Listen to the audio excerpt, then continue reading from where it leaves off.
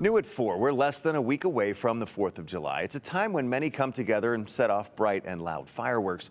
But for some veterans, this time of year can really bring anxiety. So today we caught up with a veteran who says the 4th of July can be especially tough for those dealing with post-traumatic stress. It's sights like these that symbolize the 4th of July. Fireworks, red, white, and blue, and spending time with loved ones.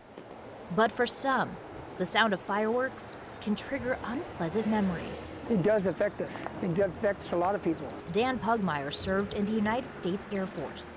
He's all too familiar with how the sound of a firework can transport him back to his time overseas. He says last year, fireworks exploded in his yard while he was sleeping. Triggered a crazy episode. I got in my car, took off, and there was nowhere to get away from the fireworks. The veterans will certainly tell you that certain environmental cues are what are referred to as triggers for some of their post-traumatic stress symptoms. So that can be a certain environment, that can be a certain type of sound, like loud bangs, that can be a certain smell. A lot of veterans will talk about burning rubber. It can be a certain type of traffic pattern. Lots of veterans struggle with roundabouts because there's lots of roundabouts in Iraq and Afghanistan.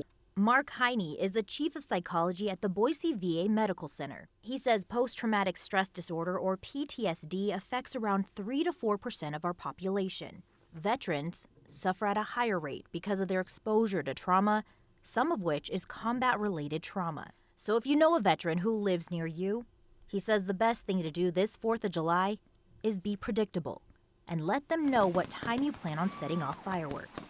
But having said that, there's a lot of vets who struggle with 4th of July, but they really choose to kind of be present for it because they feel like it helps them to better become habituated to the festivities, and it allows them to enjoy it a little bit more each year as they become more comfortable doing it. As for Dan, he's not discouraging you to celebrate, he's just encouraging the community to be considerate. This is a very important day for us. You know, this is when the United States got its independence, and that be mindful of that.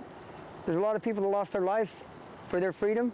Enjoy themselves, have a good time, have a barbecue, and sure, shoot your fireworks off, but do it in a respectful way.